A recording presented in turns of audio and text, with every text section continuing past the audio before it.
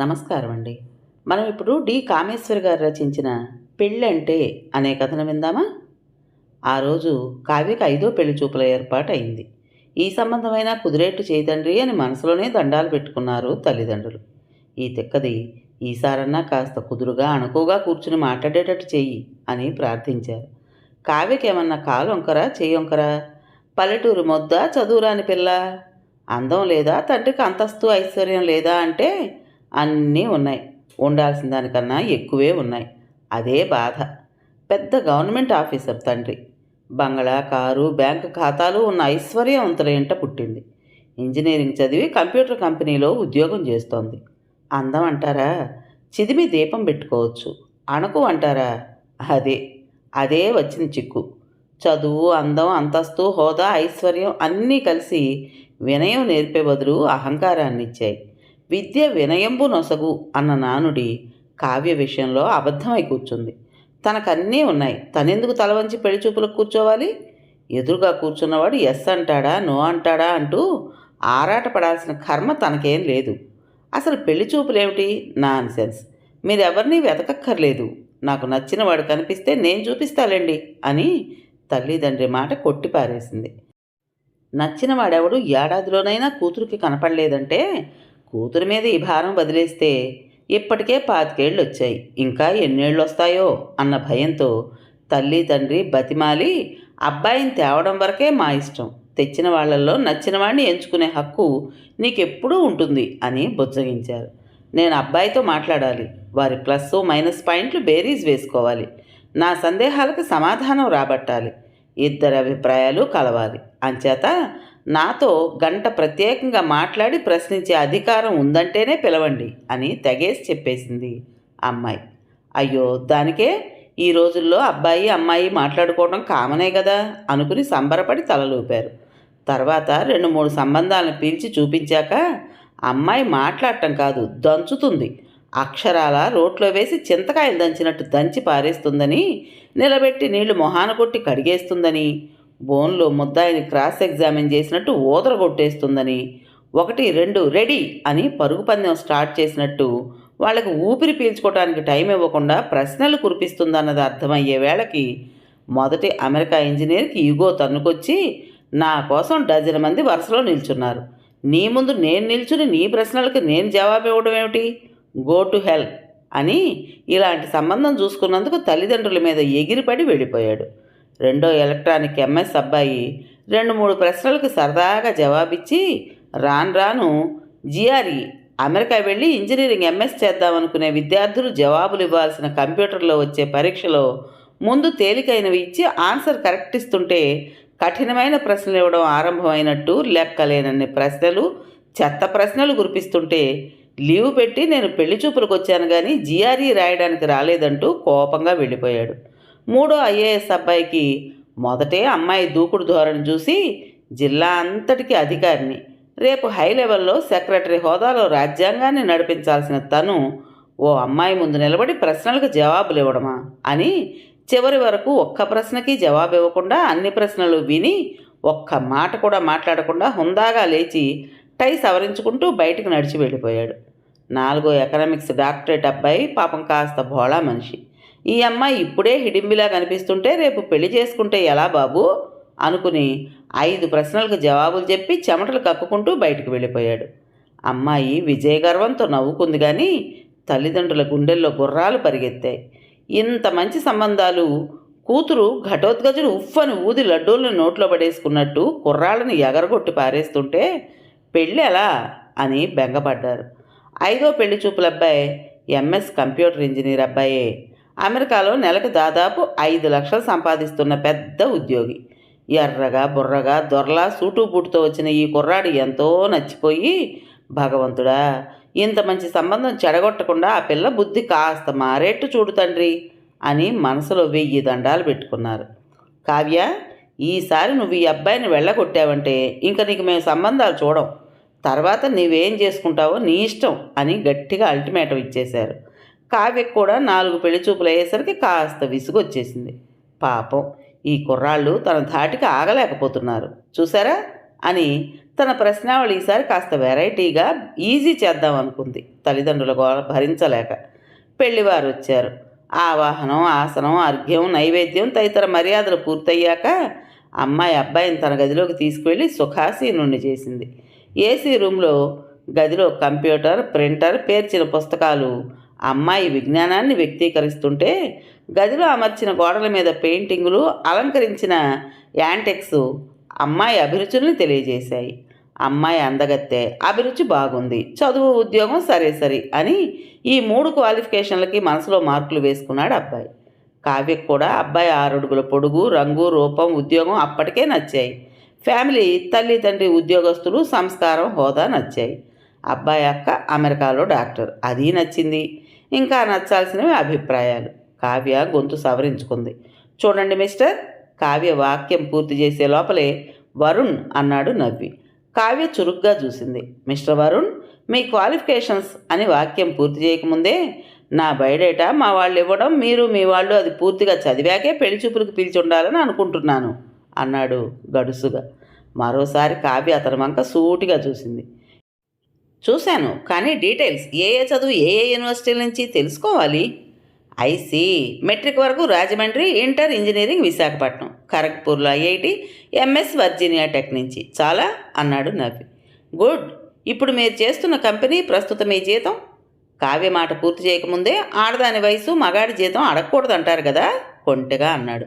కావ్య కాస్త దూకుడుగా, అది పెళ్లి సంబంధానికి వచ్చిన వారికి వర్తించదు మిస్టర్ వరుణ్. మీ జీతం తెలుసుకోకుండా ఏ అమ్మాయి మీతో జీవితం పంచుకోలేదు అంది. ఐసీ, డాలర్లలో చెప్పాలా రూపాయల్లోనా? మళ్ళీ కొంటెగా అడిగాడు. ఎలా చెప్పినా లెక్కలు ఆ మాత్రం తెలుసు ఇంజనీరింగ్ చదివిన నాకు, కాస్త టెక్కుగా అంది కావ్య. అవును కదూ, మర్చిపోయా మీరు ఇంజనీర్ అని. అయితే డాలర్లలో నెలకి 8,000, రూపాయల్లో గుణించుకోండి విలాసంగా అన్నాడు. Good salary. మీకు జాబ్ గ్యారంటీ ఉందా? ఐ మీన్, ఈ రోజుల్లో ఐటీ కంపెనీలు మాంద్యంలో ఉన్న సందర్భంలో మీ జాబ్ సేఫ్టీ ఎంత శాతం? ఈ జాబ్ పోతే ఇంకో జాబ్ వెంటనే సంపాదించుకోగల శక్తి సామర్థ్యాలు నాకున్నాయి గనక ఆ విషయం నేను ఆలోచించలేదు. గుడ్, ఆ మాత్రం కాన్ఫిడెన్స్ మంచిదే. సరే, సపోజ్ మన ఇద్దరం ఒకరికొకరు నచ్చి పెళ్లి చేసుకుంటే భార్యకి మీరిచ్చే స్థానం ఏమిటి? సారీ, మీ ప్రశ్న నాకు అర్థం కాలేదు. భార్యకి భార్య స్థానం ఉంటుంది, దానికి ఏమిటి అన్న ప్రశ్న ఏమిటి? ఐ మీన్, నేను మీతో సమానంగా చదువుకున్నాను, మీకంటే జూనియర్ని కనుక మీకంటే కాస్త జీతం తక్కువ. ఇద్దరం చదివి సంపాదిస్తున్నప్పుడు ఇద్దరికీ సమాన హక్కులు, సమాన బాధ్యతలు, సమాన గౌరవ మర్యాదలు ఉండాలని నా ఉద్దేశం. గౌరవం, మర్యాద, హక్కులు ఒకరిస్తే రావు, తెచ్చుకోవలసి ఉంటుందని నా ఉద్దేశం. డిమాండ్ చేస్తే వచ్చేవి కావు అని నా భావన. కావ్య వంక చూస్తూ గడుసుగా అన్నాడు. కావ్య మొహంలో రంగు మారింది. ఒక్క క్షణంలో ఆ భావం మార్చి, అఫ్కోర్స్ యు ఆర్ రైట్, కానీ ఈనాటికి అమ్మాయిలు అబ్బాయిలతో సరిసమానంగా చదివి ఉద్యోగం చేస్తున్నా ఆడదనగానే, పెళ్ళాం కాగానే భార్య ఎప్పుడూ కింద మెట్టు మీదే ఉండాలి, ఇంట్లో ఎప్పుడూ భర్తదే పెత్తనం, భార్య ఎంత సంపాదిస్తున్నా ఇంటి చాకరీ భార్యదే అనుకునే భర్తలున్న మన సమాజంలో ఆ భావనకు నేను అంగీకరించను. భార్యకి ఆ ఇంట్లో సర్వహక్కులు, స్వాతంత్రం ఉండాలి. ఫర్ ఎగ్జాంపుల్, నేను ఉద్యోగస్తురాల్ని కనుక రాకపోకలు, టైమింగ్స్ తేడాలుంటాయి. ఒకరోజు ఆలస్యం అవ్వచ్చు, ఒకరోజు పెందలాడే వెళ్లాల్సి రావచ్చు. అలాంటప్పుడు భర్త ఇంటి పనులు చూసుకోవాల్సి ఉంటుంది. ఫలానా పని ఆడదే చేయాలి, ఫలానా పని మగాడిది అన్న నిబంధనలు ఉండరాదు. నా రాకపోకలను నిలదీసే హక్కు మీకుండదు. ఎందుకు, ఏమిటి, ఎక్కడికి వెళ్ళావు, ఎంతసేపు ఏం చేసావు లాంటి ప్రశ్నలు వేయరాదు. నా వ్యక్తిగత అభిరుచులకి అడ్డు తగలరాదు. వ్యక్తిగత అభిరుచులు అడ్డు అంటే? నా డ్రెస్సింగ్, నా కేశభూషణాలు నా ఇష్టం, ఇల్లు అలంకరణ నా ఇష్టం. వీటన్నింటి గురించి పట్టించుకునే తీరిక మాకుండదులేండి. ఇవి నా దృష్టిలో చాలా చిన్న విషయాలు, అసభ్యకరంగా, అభ్యంతరకరంగా లేనంత వరకు పర్వాలేదు అని చేర్చాడు. Okay, good. చూడండి, ఇద్దరం సంపాదిస్తున్నాం కనుక ఇంటి ఖర్చు ఇద్దరం సమంగా ఖర్చు పెట్టాలని మీ ఉద్దేశమా? లేక నా డబ్బు నేను నా ఇష్టం వచ్చిన రీతిని ఖర్చు పెట్టి ఇష్టం వచ్చిన రీతిలో ఇన్వెస్ట్ చేయొచ్చా? సవాల్ విసిరింది. వరుణ్ సూటిగా కావ్య కళ్ళల్లోకి చూశాడు. మామూలుగా అయితే ఇంటి ఖర్చులన్నీ నేనే పెట్టినా మిగిలే సంపాదన నాకుంది, కానీ మీరు సమాన హక్కులు కోరుతున్నారు గనక సమాన బాధ్యతలు పంచుకోవాలని నా ఉద్దేశం. Well said. సమాన ఖర్చులు, బాధ్యతలు తీసుకుంటున్నాం గనక సమానంగా పనులు కూడా పంచుకోవాలి. మనం ఏ ఏ పనులు ఎవరు చేయాలి, ఏ పని మీది, ఏ పని నాది అని ముందే నిర్ణయించుకోవాలి. ఆ విధంగా టైం టేబుల్ వేసుకుంటే గొడవలు ఉండవని నా ఉద్దేశం. అంతే ప్లాన్గా నిర్ణయించుకుంటే అపోహలు రావు. ఇంతకీ మీకు వంటొచ్చా? At least manage చేసేయగలరా? ఇంతకీ మీకు వంటొచ్చా? ముందు అది చెప్పండి. మేడం చూడండి, అమెరికా వెళ్ళాక అమ్మాయి అయినా అబ్బాయి అయినా వంట చేసుకోవడం అంటే పంచభక్ష్యాలు కాకపోయినా అన్నం, చారు, సాంబారు, వేపుళ్ళు లాంటి సింపుల్ వంట ప్రతివారు నేర్చుకుంటారు. ఎందుకంటే అక్కడి తిండి తినలేం గనక, ఖర్చు భరించలేం గనక. సో మీ ప్రశ్న అర్థం లేనిది. ఇండియాలో ఉన్న మీలాంటి అమ్మాయిలకే వంట రాదు. ఇంతకీ మీకొచ్చా? కావ్య కాస్త గాబరా పడింది. రాదనుకోండి, వెళ్ళేలోగా నేర్చుకోవాలి. అమ్మ అంటుంది కాస్త అన్నం అది అయినా వండటం రాకపోతే ఎలా అని. గొణిగింది. అంటే మీకు వంట రాకుండా ఎదుటివారిని అడగాల్సిన ప్రశ్న కాదు. వంట, తిండి, అన్నం మాకక్కడ చాలా చిన్న విషయాలు. అన్నీ ప్యాకెట్లలో దొరుకుతాయి. పళ్ళ రసాలు, పాలు, బ్రెడ్లు, రొట్టెలు ఏదైనా తినేసి సర్దుకుపోతాం. తినాలనిపించినప్పుడు మన వంట వండుకుంటాం. ఇది పెద్ద ఇష్యూ కాదు. తేలిగ్గా కొట్టిపారేసి ఇటువంటి విషయాలు వదిలేసి ఇంకేం అడగదలుచుకున్నారో అడగండి. కావ్య కాస్త తడబడి మొహం ఎర్రబరుచుకుంది. మాటలు తడుముకుంటూ, నా వ్యక్తిత్వం, నా ఆత్మగౌరవం, నా అభిమానం దెబ్బతినకుండా నడుచుకోవాలి నన్ను చేసుకునేవాడు. అంటే ఒక్క మాటలో మీరేం చేసినా చేస్తున్నా ఏం అనకూడదనా మీ ఉద్దేశం? అది కాదు, పాతకాలం మొగుళ్ళలా నా మీద అధికారం, దర్పం ప్రదర్శించి నన్ను కట్టుబాట్లలో పెట్టి లొంగ తీసుకుని అణగదొక్కాలని ప్రయత్నించకూడదు. ఓ భార్య నుంచి మీరేం ఆశిస్తారో అదే విధంగా తన పట్ల ప్రవర్తించాలని ఈనాటి భార్యలు కోరుకుంటారు. చూడండి కావ్య గారు, ముందే చెప్పాను, మర్యాద, గౌరవం, అభిమానం అడిగితే ఇచ్చేవి కావు. అవి మీరు కావాలనుకుంటే దానికి అనుగుణంగా మీ ప్రవర్తన ఉంటే వాటంతట అవే వస్తాయి. ఇంతకీ మీరు నిలేసి అడిగినప్పుడు సరే అని ఒప్పుకుని తర్వాత కట్టుకున్నవాడు మీరు అడిగినవేవీ పాటించకపోతే ఏం చేస్తారట? హేళనగా అన్నాడు. కావ్య మొహం ఎర్రబడింది. ఆవేశంగా తల విదిల్చి, అలా ప్రవర్తిస్తే డైవర్స్ ఉండనే ఉంది. అభిప్రాయాలు కలవని, గౌరవించని భర్తలతో సర్దుకుని పడి ఉండాల్సిన గతి ఈనాటి అమ్మాయిలకు లేదు అని తెలియజేస్తున్నాను పొగరుగా అంది. అంటే ఇంకా మీరు పెళ్ళి కాకుండానే విడాకుల గురించి ఆలోచిస్తున్నారన్నమాట. Why not? ఈడెంచి మేలించాలి కదా, అన్ని కోణాల నుంచి ఆలోచించాలి కదా. ఇంతకీ మీరు మీ సంగతి చెప్పండి. నేను మాట్లాడిన విషయాల గురించి మీ అభిప్రాయం ఏమిటి? నా భావాలతో ఏకీభవిస్తారా? స్త్రీ, భార్య అంటే సమానంగా గౌరవం పంచి ఇచ్చి ఆమె వ్యక్తిత్వాన్ని గౌరవిస్తారా? ఆమెకు మీతో సమంగా హక్కులు ఇవ్వడంలో అభ్యంతరం ఉందా? నా చదువు, రూపం, ఉద్యోగం, జీతం, నా భావాలు, వ్యక్తిత్వం గురించి మీ అభిప్రాయాలను వినాలనుకుంటున్నాను దర్పంగా అడిగింది కావ్య. ఆమె వంక పట్టి చూశాడు వరుణ్. ఒక్క నిమిషం మౌనంగా ఉన్నాడు. మీకు మీ గురించి జవాబిచ్చే ముందు ఒక మాట స్పష్టం చేయాలనుకుంటున్నాను. నేను మధ్యతరగతిలో పెరిగాను. నాన్న ఉద్యోగం చేస్తే తెచ్చిన దాంతో పొదుపుగా సంసారం చేసే మంచి మనసున్న అమ్మలో నుంచి గృహిణిని, కట్టుకున్న భార్య పట్ల బాధ్యతతో ప్రవర్తించిన నాన్నగారిలో మంచి గృహస్థుని చూశాను. పిల్లలకి ముగ్గురికి మంచి చదువులు చెప్పించడమే తాము ఇయ్యగలిగిన ఆస్తులని నమ్మే మధ్యతరగతి సంసారం మాది. అన్న, అక్క, నేను పిల్లలుగా తల్లిదండ్రుల పట్ల భయభక్తులతో, మాలో మేము ఆప్యాయతలు, అనుబంధాలతో చెప్పించిన విద్యా అవకాశాలను అందిపుచ్చుకుని బాధ్యతాయుతంగా చదువుకుని పైకి వచ్చిన మంచి పిల్లలం అనిపించుకున్నాం. అమ్మ, నాన్న, అప్పచెల్లెళ్ళు, అన్నదమ్ములు, బంధువులు, ఆప్యాయతలు, అనురాగాలు పంచుకున్నాం. కానీ మా హక్కుల గురించి మేము ఎన్నడూ ఆలోచించలేదు. మా అక్క డాక్టర్ చదివి కూడా మామూలు గృహిణిలాగే ఇల్లు, సంసారం, పిల్లల మధ్య తన ఉద్యోగ బాధ్యతలు నిర్వహించే మామూలు గృహిణినే తను అనుకుంటుంది. మేము అలాగే అనుకుంటాం. మా అన్నయ్య భార్య, అదే మా వదిన, అలాగే మాతో కలిసిపోయింది, ఉద్యోగస్తురాలైన. అలాగే రేపు కాబోయే నా భార్య కూడా మాలో ఒకరిగా కలిసిపోవాలనుకునే మనస్తత్వాలున్న మధ్యతరగతి మనుషులం మేము. ఈరోజు మీలాంటి అమ్మాయి అడిగే ఈ ప్రశ్నలు. సందిగ్ధంగా ఆగాడు. తప్పని అనలేను, కానీ భవిష్యత్తుని మాటల భరోసాతో నిర్ణయించుకోవాలనుకోవడంలో సబబు ఎంత అని అనుమానం. సరే, నా మాటల వల్ల మీరు ఈ గంటలో ఏం తెలుసుకున్నారు? ఎంత తెలుసుకున్నారు చెప్పండి? ముందు రెట్టించి అడిగాడు. మీ చదువు, ఉద్యోగం, ఫ్యామిలీ, రూపం వీటన్నిటికీ 10కి 10 మార్కులు ఇచ్చాను. మీతో మాట్లాడిన అరగంటలో మీకు కొన్ని నిర్దిష్టమైన అభిప్రాయాలు ఉన్నాయని, స్వంత ఆలోచనలు ఉన్నాయని, అవి ధైర్యంగా చెప్పగలిగే శక్తి ఉందని, మీ మనసులో మాట నిర్భయంగా చెప్పగలిగిన వ్యక్తిత్వం ఉన్నాయని గమనించాను. I appreciate your qualities. ఇప్పటి వరకు చూసిన వారిలో మీకే first mark. To tell you frankly, మీరు నా పరీక్షలో నెగ్గారు. అతని మొహంలోకి చూస్తూ పాస్ చేశానని గర్వంగా అంది కళ్ళెగరేసి. వరుణ్ కావ్య మొహంలోకి ఒక్క క్షణం తదేకంగా చూసి, సారీ, మీరు నాకు నచ్చలేదు, sorry to tell you this అన్నాడు. కావ్య నిర్ఘాంతపోయి చూసింది. మరుక్షణం ఆమె మొహం నల్లబడింది.